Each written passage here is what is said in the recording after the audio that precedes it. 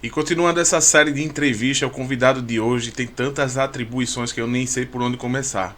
Cabo da Polícia Militar, professor de matemática, vereador por Maceió e está buscando aí uma reeleição para o seu terceiro mandato aqui por Maceió, líder comunitário também em Biritubense, não sei se é líder, mas hoje a gente está aqui com Ciderlane Mendonça. Seja bem-vindo, Ciderlane, tudo bem com você?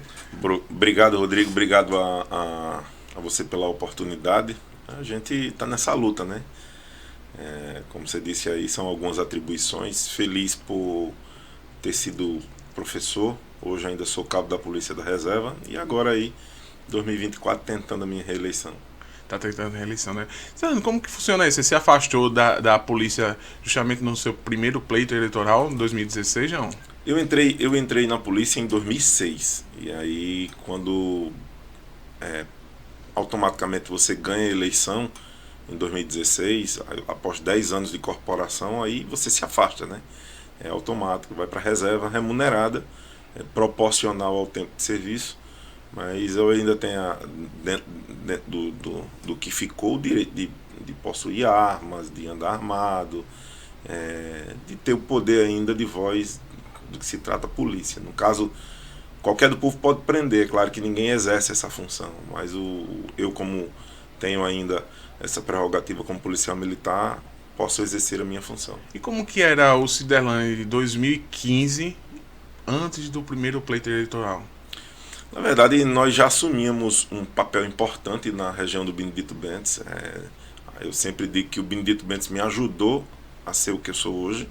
Cheguei no Benedito Bentes em 1986, com 8 anos de idade, e fui construindo a minha história dentro daquele bairro. Então, já fui vendedor de picolé nas ruas do Benedito Bentes, já vendi pirulito nas ruas do Benedito Bentes, servente de pedreiro, para quem não sabe, e aos 19 anos me tornei professor de matemática, porque minha mãe sempre me incentivou, porque dizia que filho de pobre só tem as coisas a se estudar. E assim eu fiz, estudei, me qualifiquei, busquei mecanismos para tentar sair daquela vida difícil que nós vivíamos. Uma mãe que era merendeira, um pai vigilante, com 5 filhos, e a gente tendo que ralar também junto com os nossos pais para poder adquirir as coisas para dentro de casa. E até mesmo coisas para a gente, roupa, algo que nós queríamos, né? Então, quando eu me tornei professor, logo em seguida coordenador, depois virei microempresário do ramo de sanduíche no Benedito Bentes,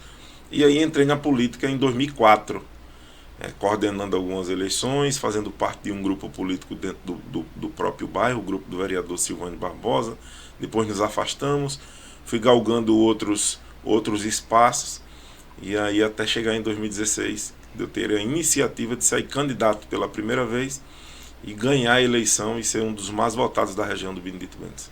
Bacana. E o que acontece depois de 2016? Você vira vereador, como é que foi sua atuação no seu primeiro mandato? O que você trouxe de melhoria para a comunidade enquanto vereador?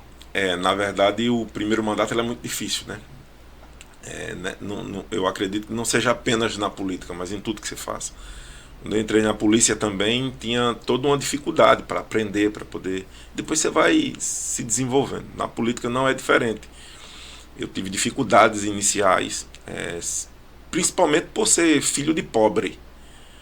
Quando você é filho de pobre que entra dentro daquela casa legislativa, você às vezes é escanteado, é colocado como se foi sorte, é mais um que está chegando aí, e é escanteado, deixado lá no cantinho, os caras vão lhe tratando de forma diferente, você vai buscando algumas ações para o bairro, não é atendido da mesma forma que os que vêm de famílias tradicionais da política, que é passado de pai para filho, que são filhinhos de papai, no popular dizendo, e são situações difíceis que você passa, ao ponto de as suas solicitações não serem atendidas, os projetos que você vai colocando ali na casa, você tem que ter uma boa articulação, também eles vão escanteando.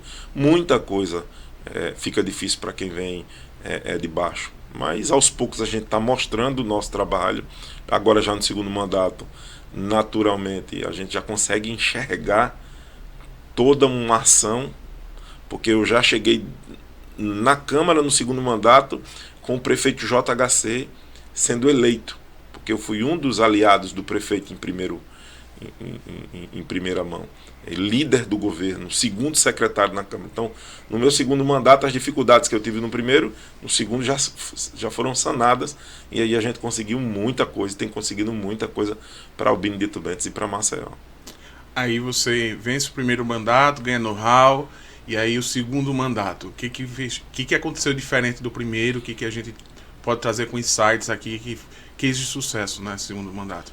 O primeiro mandato eu fui exercendo algumas atividades minhas, né? Tipo, eu já tinha uma academia da melhor idade, já tinha uma escolinha de futebol, já tinha hidroginástica, ampliamos, abrimos a Casa da Mulher, reabrimos o Instituto Amadal após 7 anos fechado, fizemos uma parceria, reabrimos o Instituto Amadal, montamos um salão, um espaço de festa para doar para as pessoas de forma gratuita, abrimos a ouvidoria comunitária, e então isso de própria iniciativa. Com a gestão, que era a gestão do prefeito Rui, pouco avançou. E com a entrada do JHC, aliado de primeira linha do prefeito e líder do governo, é bom frisar isso, nós conseguimos avançar com a Rota do Mar, o retorno da obra da Rota do Mar, reformas de praças que agora estão acontecendo, porque tudo é um planejamento para que tudo isso venha acontecer. Então, reforma de praças, realocação do canteiro central do Benedito Bentes 1, tinha uma feira, nós realocamos essa feira e colocamos barracas para esses feirantes, criando a Feira Livre do Bio e devolvendo o canteiro central. Ruas a serem foram pavimentadas, calçadas junto com a gente, e as grandes festividades retornaram ao Benedito Bentes, como já havia, mas retornaram com uma força maior, com grandes eventos. E aí foi fortalecendo. Para você ter ideia, esse ano nós abrimos a Casa do Autista, que é o Espaço Amigo do Autista. Uma clínica só para autista, algo de iniciativa própria. Mas eu estou muito satisfeito com as atividades que a gente vem desenvolvendo para o Benedito Bentes, que a gente vem trazendo para Maceió. O Espaço Amigo do Autista é o único espaço que eu tenho fora do Bio e aqui pertinho da Santa Lúcia, aqui no Salvador Lira. Mas a gente tem desenvolvido ações que na ponta tem servido a população. Cidelane, eu vi, você é um candidato que se declara de direita, né? É característica da direita do Brasil a execução de uma atividade que é inerente ao vereador, que é a de fiscalização. Principalmente de postos de saúde. A gente vê muito esse movimento no Rio de Janeiro, por exemplo, como o ex-vereador Gabriel Monteiro, que atualmente está preso, perseguido, inclusive, em alguns movimentos, porque a gente conhece um pouco da jurisdição, sabe que, por exemplo, a prisão preventiva ela não pode durar certo tempo, já vem vencendo 3 vezes esse tempo, né? E eu queria saber, durante esses 2 mandatos seus, você chegou a fiscalizar os postos de saúde de Maceió, as UPAs, os hospitais municipais, agora a gente tem um, né? Mas os hospitais estaduais também. O que você fez nesse sentido? Na verdade, eu não sou de extrema direita. Eu Sim. sou um cara de centro-direita, um cara mais voltado para essa linha, tá? Então, claro, não sou nem anti-esquerda, mas eu também não tenho nada contra a esquerda, mas não voto em quem está hoje na presidência, né? Sim. Mas declaro que o papel de fiscalização que nós temos enquanto vereador, o legislativo nos permite isso. Eu não gosto essas fiscalizações ou visitas à unidade de saúde apenas para criticar. Eu sempre venho com aquela crítica, mas venho também buscando uma solução. Eu encaminho aos órgãos competentes as devidas necessidades e as sugestões para que algo seja feito em prol do que nós estamos nos propondo a melhorar. Então, é bom frisar que fiscalizar, para fazer ações midiáticas e apenas para processos eleitorais e dizer que Eu não gosto disso. Eu gosto de dar continuidade ao trabalho. Por exemplo, eu fiscalizei uma área invadida no Benedito Bentes. Eu vi. Que fica ao lado de uma creche cria. Denunciei as invasões, o tráfico de drogas, denunciei os usuários de drogas naquela região e também a prostituição que ali está localizada. E após essa minha denúncia nessa área do entorno da creche cria, nós conseguimos retirar todas as invasões. É claro que as pessoas que invadiram ainda receberam uma indenização por parte do governo do estado, mas a minha missão era fiscalizar, foi feito, denunciar, fiz a denúncia, e retirar tudo que tinha de ruim ali, para que as crianças, as 400 crianças que vão estudar na creche cria, estudassem num local digno, próximo de um ambiente saudável. E de forma aguerrida eu consigo resolver essas demandas dentro do Benedito Bentes em outras regiões. Diferente de outros políticos que de forma midiática aparecem apenas naquele momento e depois que passa, acabou. Ele não dá continuidade.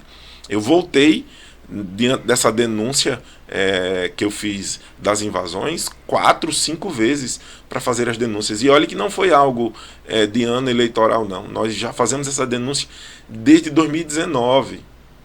É claro que quando vai se intensificando e a creche cria veio ali para aquele espaço e eles precisaram rever todas as invasões, aí sim eles começaram a tomar atitudes. Ô Cidelane, você que já tem um histórico bom aí na política, pode nos explicar melhor sobre isso? O que acontece para haver, por exemplo, uma morosidade tão grande de um assunto tão importante assim, que eu percebo, né, por exemplo, de uma invasão ao lado de uma creche, né, de prostituição, como você próprio disse aí, drogas, de 2019, sendo que você é aliado da atual gestão municipal, que poderia ter atuado nos primeiros momentos após a sua denúncia.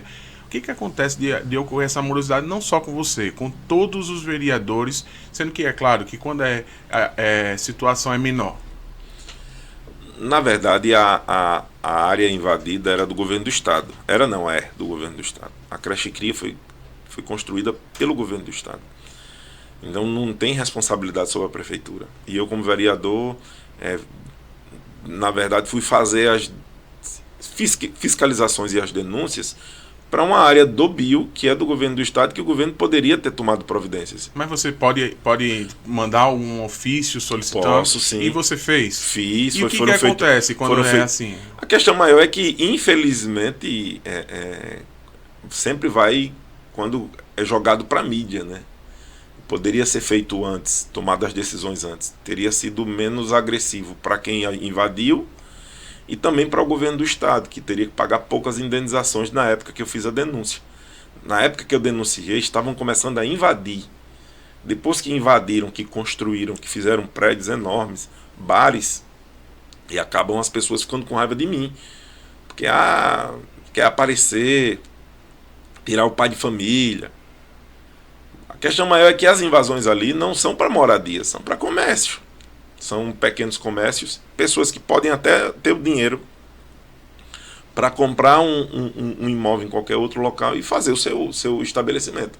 Mas preferem entrar numa área pública, uma área que poderia ser praça, uma área que pode ser uma unidade de saúde, que pode ser um mini pronto-socorro, um equipamento público para servir a população. Alguns comerciantes invadem e a gente não permite que isso aconteça, porque eu tenho responsabilidade sobre Benedito Bentes. As antigas invasões, eu também não posso querer tirar todo mundo. O Bio é infestado de invasões. Agora, desde quando me tornei vereador, desde 2016, eu venho combatendo as invasões no Benedito Bentes. E tenho atraído alguns inimigos, mas não vou temer, vou continuar trabalhando, lutando pelo que eu acredito, entendeu? Quando você fala assim, tenho atraído alguns inimigos, você fala inimigos locais ou inimigo na política? Ou ambos?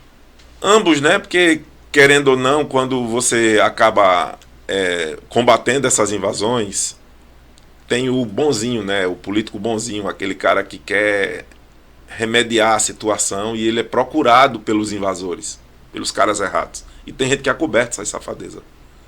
E aí, por acobertar essa safadeza de invasões, de prostituição, de tráfico de drogas, tem gente que se junta com esse tipo de gente. Eu não me junto.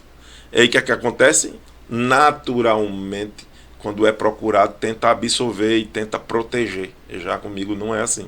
Eu vou para cima, porque eu vou para resolver um problema que eu acho que a comunidade mais quer. E eu acho que foi uma vitória gigante, não apenas para mim, que sou morador do Bio, mas para toda a população, ver que uma área invadida agora irá servir a população. E que o vereador Ciderlani, é bom frisar, foi lá, fez a intervenção, buscou resolver o problema e trouxe uma solução para um bairro que já está cansado dessas invasões. Ciderlani, recentemente viralizou um vídeo seu em todas as redes sociais. Você estava na Rota do Mar e uma pessoa, como é que eu posso falar, uma vítima da sociedade estava lá roubando umas placas, né, de sinalização, acho que era de quilômetros por hora máximo permitido ali, e você estava passando para a infelicidade dele naquele momento.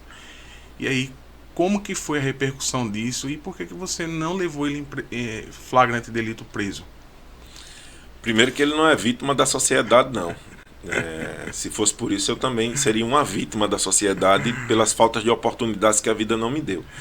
Mas aí eu busquei essas oportunidades. Eu falei vítima da sociedade mais ou menos assim. Eu também não concordo, só para não ficar parecendo que é um embate aqui. Não, mas eu estou lhe dizendo que muitas das vezes o cidadão infrator é bandido mesmo. Cidadão infrator é um bandido que infelizmente estava cometendo um crime da retirada das placas, né? Degradação do patrimônio público, que a placa, querendo ou não, é um patrimônio público. E eu ia passando na hora, junto com a equipe, e a gente estava indo para Ipioca, e quando visualizamos que o cara estava arrancando a placa e guardando na mala. Volta, aí vem aquela questão da prerrogativa de polícia, né? No sangue, assim, aquele desejo de dizer, vamos. E mistura, né? Mistura, porque passei 10 anos na polícia. E volta, vamos pegar. E é claro, teve alguns cortes ali, né? Na filmagem, mas ele ainda queria vir com um pedaço de ferro para cima de mim. A chave, na verdade, que ele estava tirando as porcas. Por que você não deu voz de prisão, cara? Na verdade, é o seguinte: quem é polícia sabe como funciona. Quando chega na delegacia, a forma é completamente diferente. Você chega lá com um crime de baixo potencial ofensivo, tipo uma placa dessa. Ele não ia nem preso, né? Ia ser ouvido e ia ser liberado. Outra coisa é você som alto, perturbação cega alheia. Você vai e leva, tem todo um trabalho. Chega na delegacia, você percebe a má vontade da execução do serviço, às vezes. Então, naquele momento, como ele se retratou, eu fiz ele colocar a placa de volta. Acho que foi uma boa lição. E ele colocou a placa de volta. Mas a frase que ele fala no final é que se o presidente rouba porque eu não posso. Foi infeliz, eleito, né? Foi infeliz ali. Que acredito eu que foi o que viralizou, né? Zambelli, Carla Zambelli, o próprio Carlos Bolsonaro, vários políticos aí de direita repostaram aquele vídeo e viralizou. Para mim foi bom? Foi. A intenção era aquela? Não. A intenção era reprimir o que estava sendo feito naquele momento. E eu fiz. Mandei recolocar a placa, ele recolocou. Mandei ele ir embora, ele foi embora. Entreguei aos órgãos competentes, que é o órgão fiscalizador, que é a DMTT, as imagens. Logo em seguida fizeram a verificação e recolheram o veículo, porque estava com licenciamento vencido, uma série de coisas, e circulando pela região do Benedito Bentes. E aí a própria DMTT encaminhou para a Polícia Civil para que fosse averiguado o caso tanto da retirada das placas, como também do veículo, se tinha alguma queixa. Mas a minha parte eu fiz enquanto cidadão, enquanto vereador de fiscalização e enquanto policial militar, de ir lá parar, de intervir naquela situação, mandar recolocar a placa e liberar. Teriam os contrários que... Teve os contrários que porque ele não levou ele preso. Aí eu levasse preso, sabe o que é que alguns iam dizer? Só levou preso porque era um coitado que estava roubando placa. Teria quem defendesse essa classe. Uhum. Não sei o quê. Por que não leva um bandido, um traficante? Mas dá para agradar todo mundo? Não dá, mas é isso que eu estou lhe dizendo. O meu papel foi feito. Eu acho que eu utilizei o bom senso da reparação do dano. Ele foi lá e recolocou a placa que tinha sido retirada e foi embora. Eu liberei. E se poderia levar preso, poderia. Como outras situações aí que eu já verifiquei, eu também poderia levar preso, mas não levei. E aí eu utilizei o bom senso estando fardado. Porque eu sem a farda não faria a mesma coisa. Candidato, quais os principais desafios que você tem para 2025? 2025 eu pretendo, junto com a minha equipe, dar continuidade a todos os meus projetos sociais que servem na ponta à população, ampliar esses projetos, que é o mais interessante. Nós vamos ampliar as atividades. Eu me apaixonei pela Clínica do Autista. Nós vamos abrir outras unidades em outros locais. A gente percebe que algumas populações, algumas comunidades que não são do Benedito Bentes estão desassistidas, sem apoio político. O político só aparece lá de 4 em 4 anos, não apenas lá, mas também no Benedito Bentes. Eu costumo chamar essas pessoas de fantasmas, né?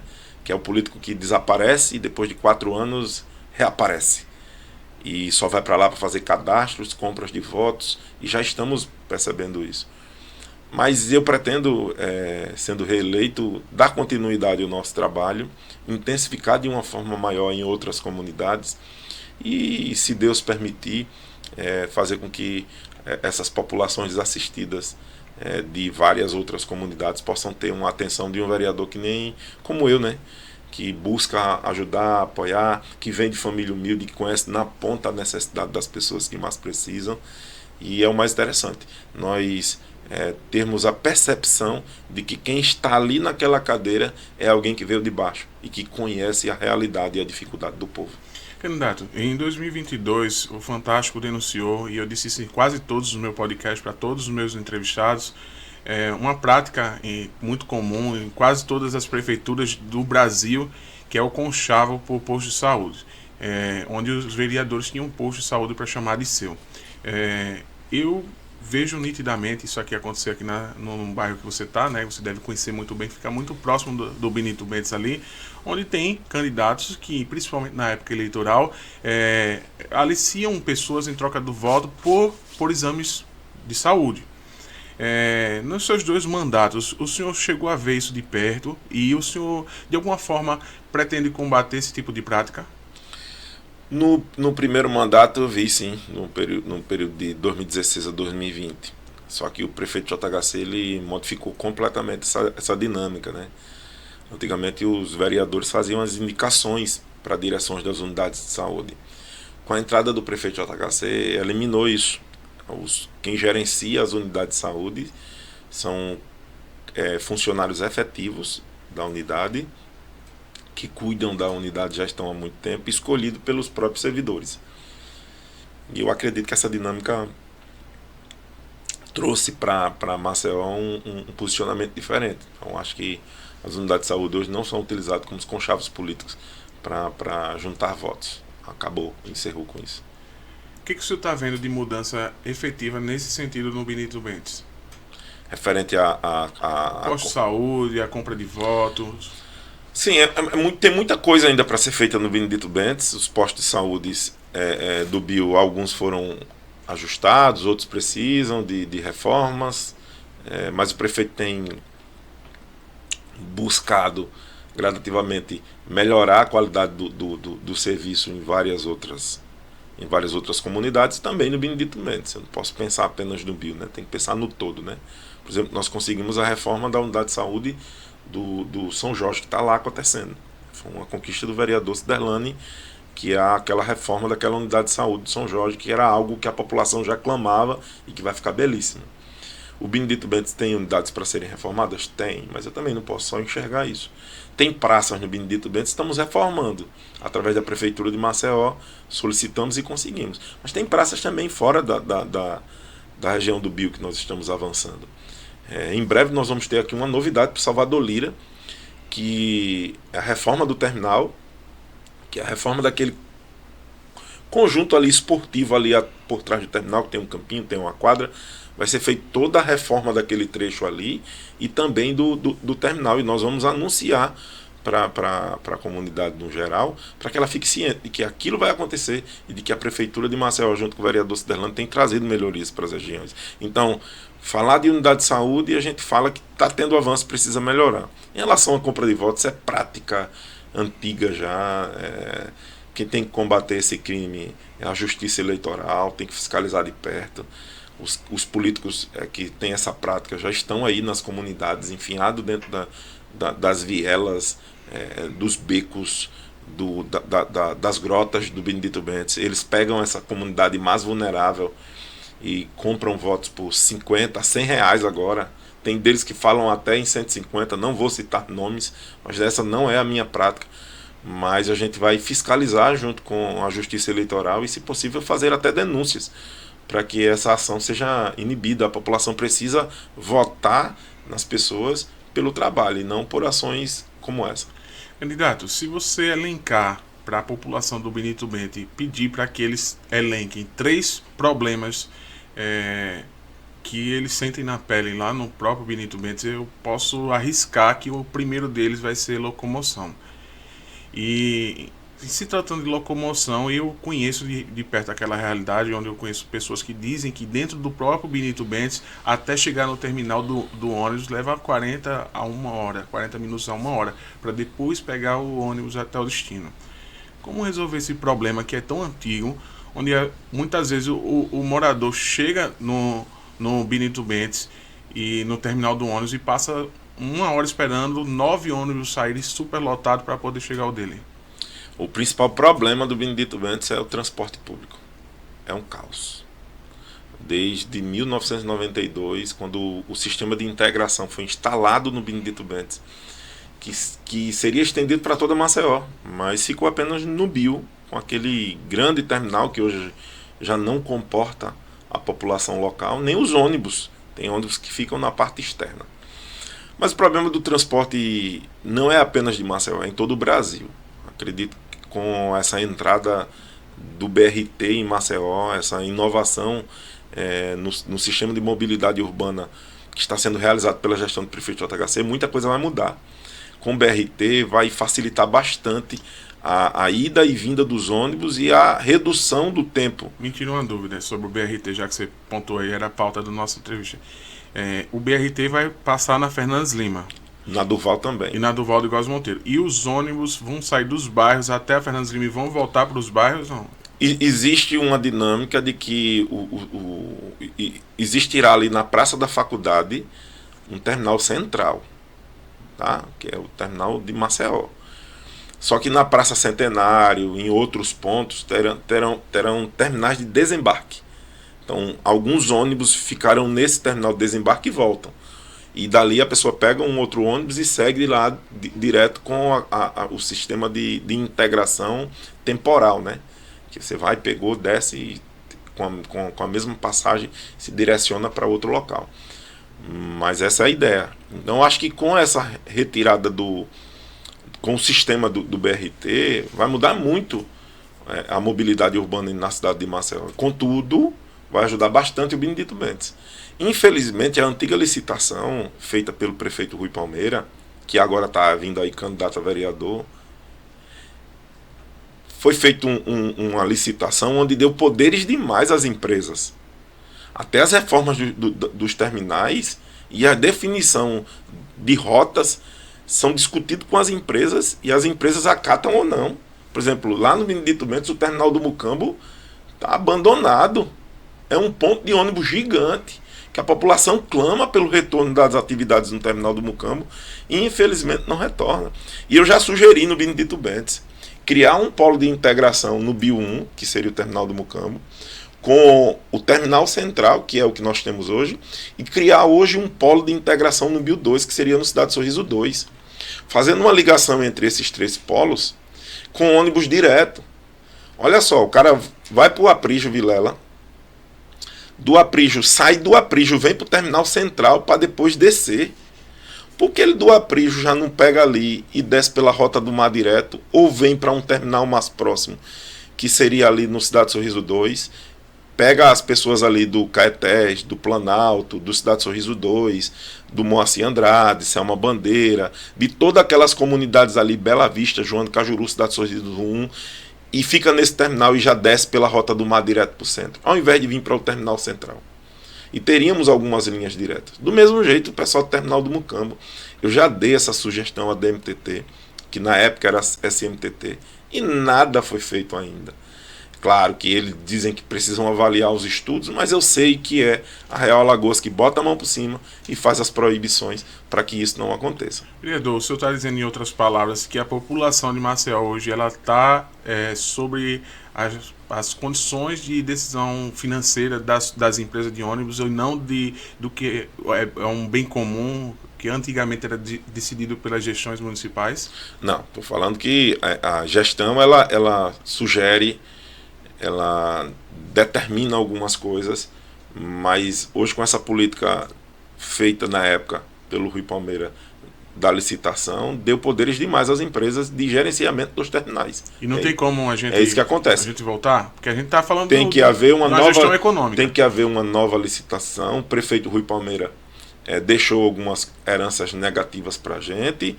O JHC combateu muito bem isso. Questão do aumento das passagens, você vê que Maceió está entre as passagens mais baratas do Brasil. O passe livre estudantil. Domingo, agora o passe é livre. Aí você vê aí que os ônibus que antigamente eram sucateados, agora com o prefeito JHC a gente enxerga os geladões, as comunidades ganhando ônibus novos, os terminais sendo reformados. Você vê aí o terminal do Estáquio Gomes como ficou lindo. Intervenção própria da Prefeitura de Maceió para que aquilo acontecesse. Então hoje a DMTT está retirando um pouco desses poderes das empresas e gerenciando de forma real as obras de reforma de unidades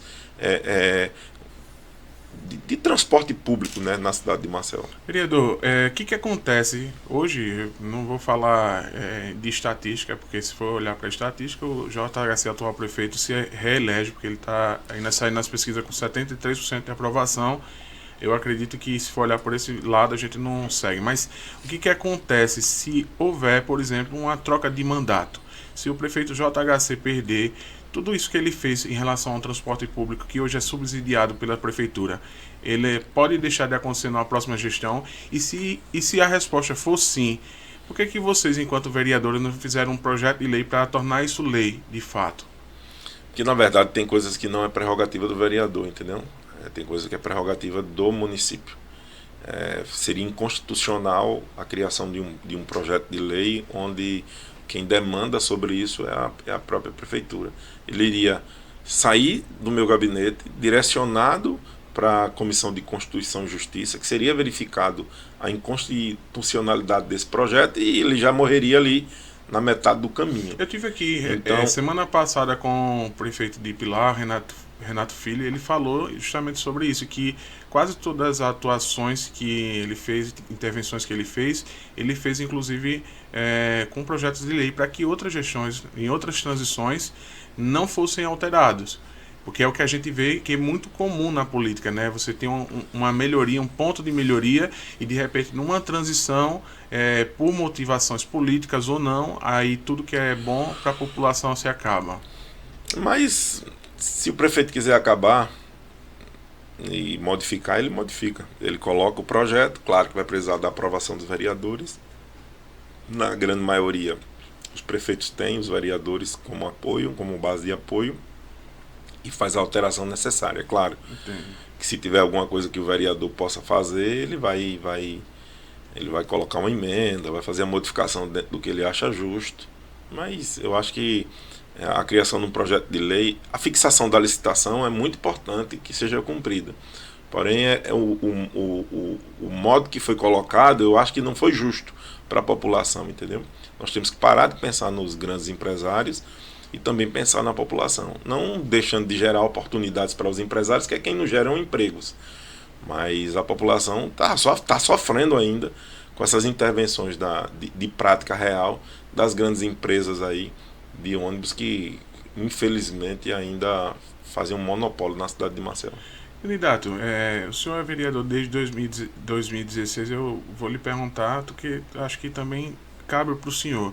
Eu tive recentemente em São Paulo, eu vi uma diversidade muito grande de transporte público lá, que eu já tinha visto antes, só que um avanço em 4 anos lá, que da diferença de tempo que eu fui, de décadas para Maceió, entendeu? A gente vê lá um VLT, BRT, trem, metrô. Estão construindo recentemente lá um veículo que vai se assimilar ao trem-bala, né? Vai deslocar a população ali de São Paulo para o Rio de Janeiro. Já está em construção isso lá. Por que aqui a gente está no século XXI, em 2024, em Maceió, e a gente só tem os ônibus precários que malmente comporta a população que está no ponto de ônibus? Primeiro que São Paulo é uma metrópole, né? Uma cidade gigantesca, a arrecadação financeira é completamente diferente do que temos em Maceió. Maceió vive do turismo. Maceió também a gente pode perceber que não atrai os grandes eventos esportivos e políticos para a nossa cidade. Vamos lá, se Maceió tivesse a oportunidade de ser uma das sedes da Olimpíadas, ou até mesmo da Copa do Mundo, esse desenvolvimento que São Paulo, que o Rio de Janeiro, eles acabam absorvendo, nós teríamos também na cidade de Maceió. Você percebe que as cidades que tiveram Copa do Mundo e que tiveram as Olimpíadas acabaram tendo um grande desenvolvimento, porque uma das exigências para que aconteça o evento. Você vê que Maceió não tem metrô, você vê que Maceió agora está tendo um BRT, nós não temos um VLT, não temos ainda os transportes que nós gostaríamos.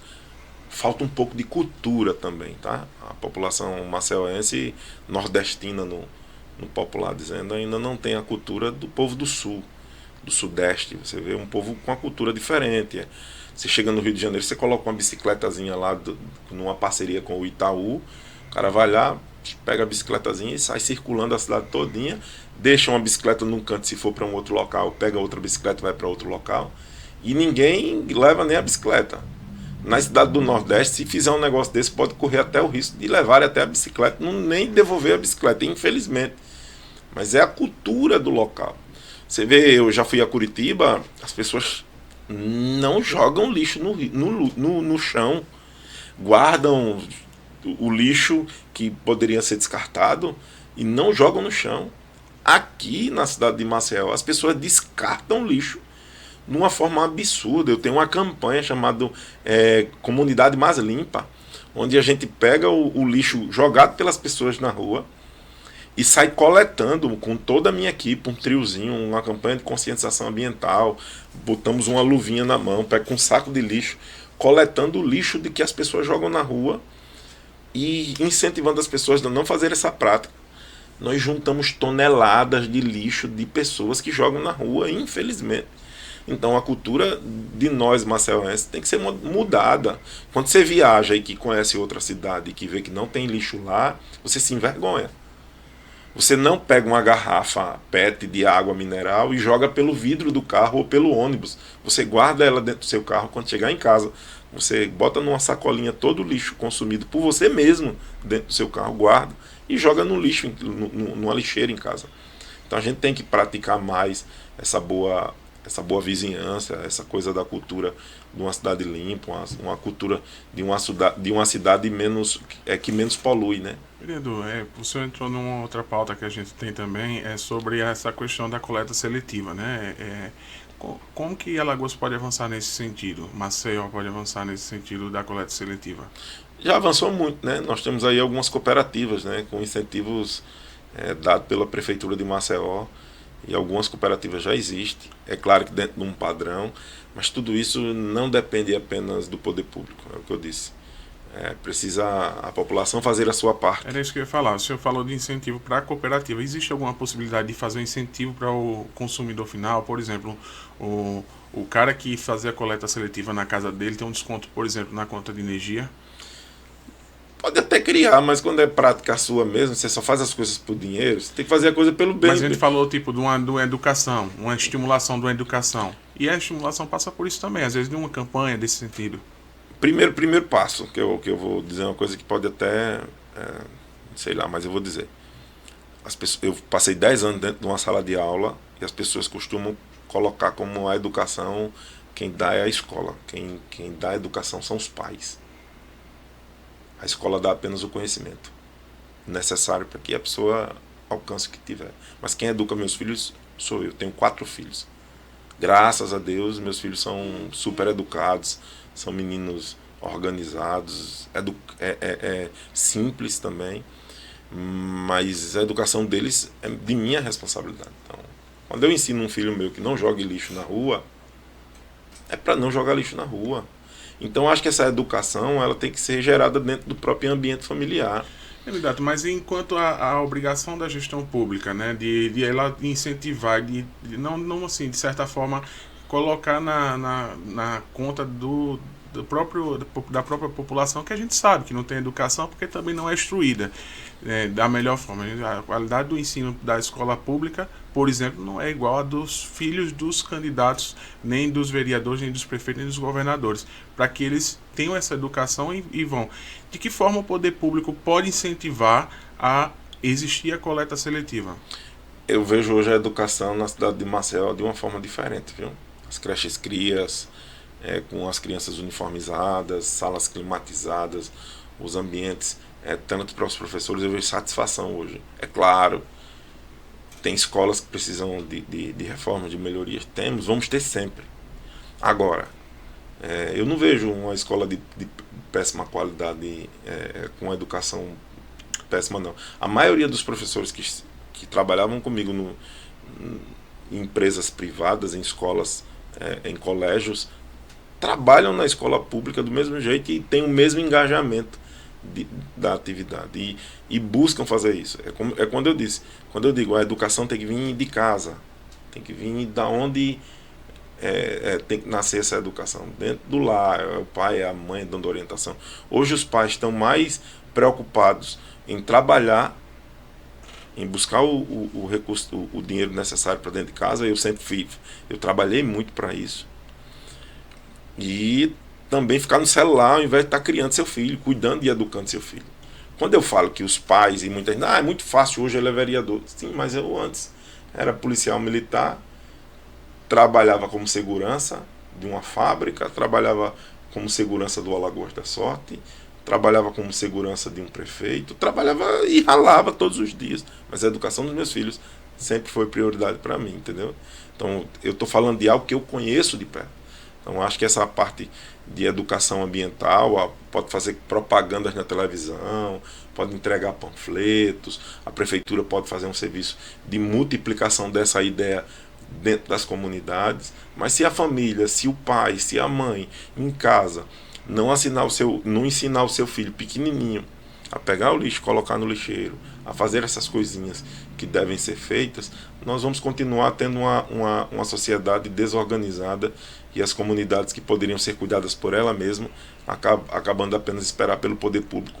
Candidato, o senhor como policial tem um know-how muito grande na área de segurança pública, né? Eu queria saber o que o senhor fez e o que pretende fazer nos próximos 4 anos de mandato dentro desse tópico. Primeiro que pouco eu posso fazer como vereador para essa questão da segurança pública, né? Quem dera, quem sabe lá na frente, eu me tornando deputado, eu vou contribuir mais com isso, né? Mas na área de segurança pública dentro do município de Maceió está avançando muito, né? Os guardas municipais antes não tinham armas, hoje possuem armas. Recentemente foi feita a aquisição de um armamento de armas letais e não letais, novas viaturas, foram compradas pistolas com carregadores e munições. Então isso vai ajudando. Então o equipamento de segurança dentro da cidade de Maceió, que é a Guarda Municipal, hoje está sendo equipada, provavelmente também para dar o suporte necessário para a Polícia Militar e a Polícia Civil do Estado de Alagoas. Mas eu gostaria de contribuir mais. Infelizmente eu não tenho essa prerrogativa.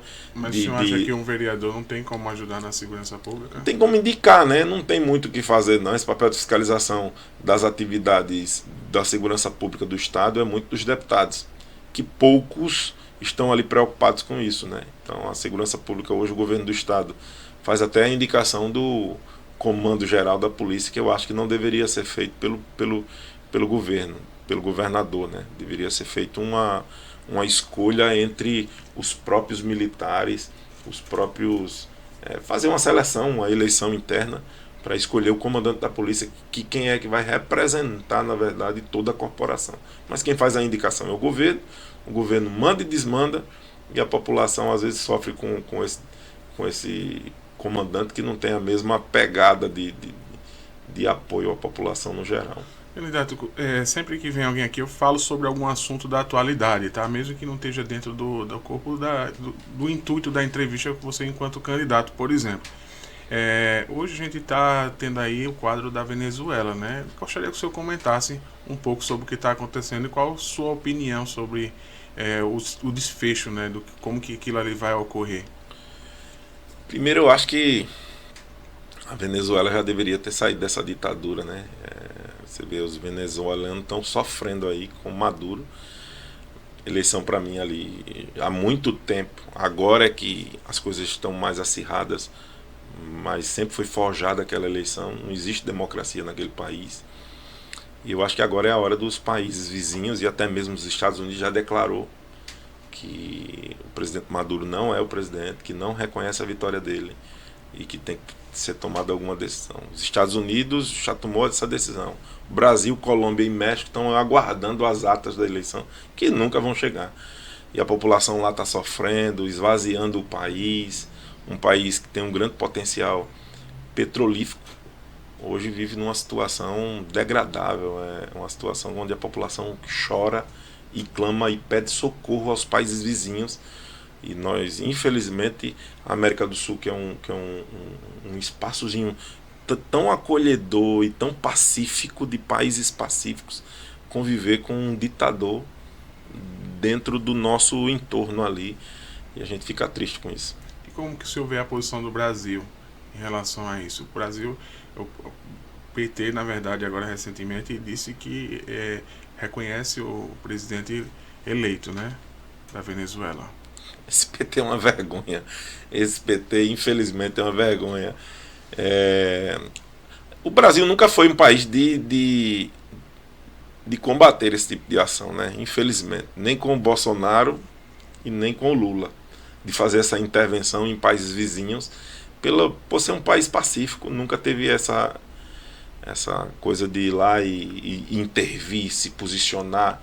Podem até sugerir, dizer que a eleição foi errada, que tem a mãozinha ali para dar um ajeitado para o Maduro ser presidente, mas nunca vão tomar nada. Se o povo venezuelano não clamar e não pedir um país mais aguerrido como os Estados Unidos para fazer as suas intervenções e entrar ali firme e destituir o Maduro, ou a própria população e o exército se posicionar, Maduro vai continuar. Porque o Brasil não vai fazer nada por isso. Recentemente também, mas eu gostaria de ouvir também a opinião do senhor, que recentemente também o vice-presidente da República, Geraldo Alckmin, teve numa reunião de consideração com líderes do Hamas, né, daquela facção terrorista do Hamas. E ele estava lá presente e algumas horas depois um dos líderes foi morto por um atentado de Israel. Como é que o senhor vê esse assunto também? Ele está participando da reunião, eu acho como algo muito natural, né? O vice-presidente Geraldo Alckmin é um diplomata.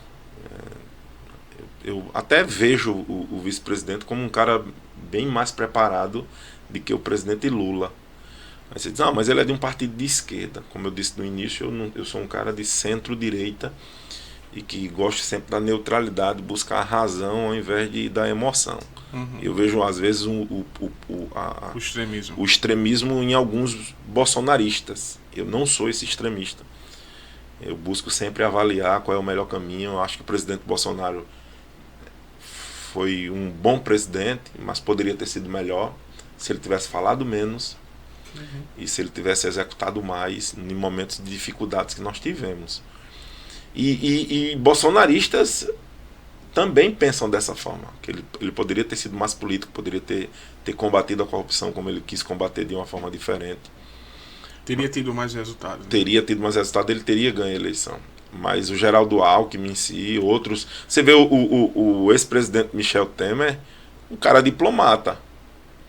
Um cara que, infelizmente, ganhou a presidência diante do impeachment de uma condição. Ele era impopular, mas ele foi necessário para o Brasil durante o período que ficou na presidência para fazer as reformas necessárias, para discutir com os outros países o que deveria ser discutido. Mas a minha pergunta para o senhor foi tipo que o Hamas ele é reconhecido internacionalmente como um grupo terrorista. Mas estava numa reunião com várias outras representatividades mundiais. E por que o Brasil não está também presente? Eu não vejo impedimento, não. Acho que, é claro, não comungar com as ideias não se faz necessário de não estar presente.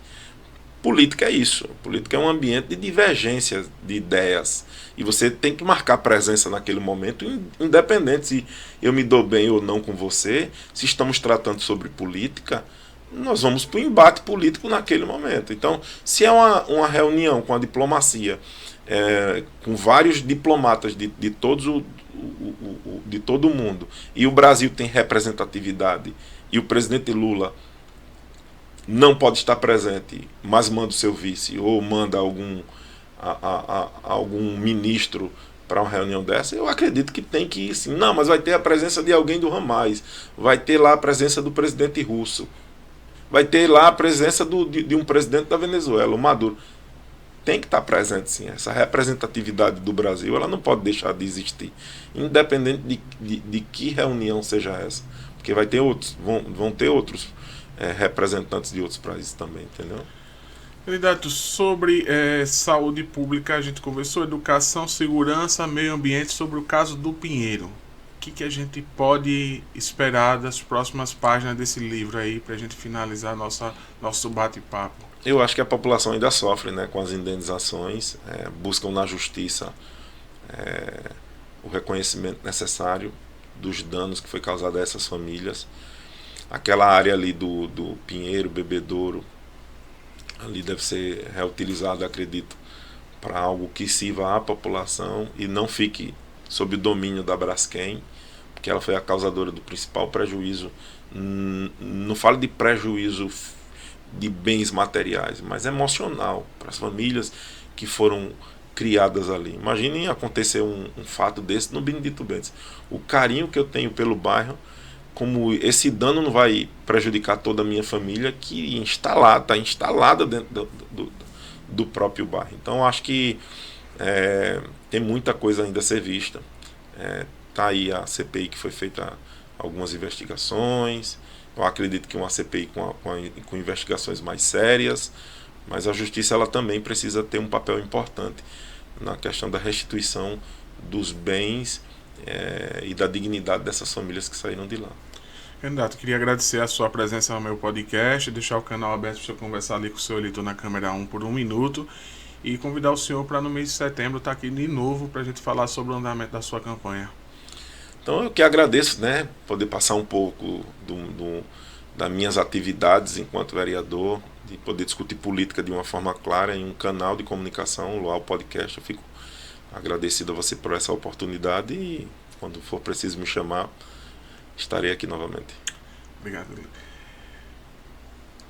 E a você, querido ouvinte, queria pedir a você novamente para compartilhar, curtir, dar aquele velho like, para fazer a família crescer, a gente se engajar cada vez mais e a gente tá junto nas próximas jornadas com os próximos candidatos que vai estar sentando aqui para bater um papo de diversas regiões de Alagoas, diversos municípios.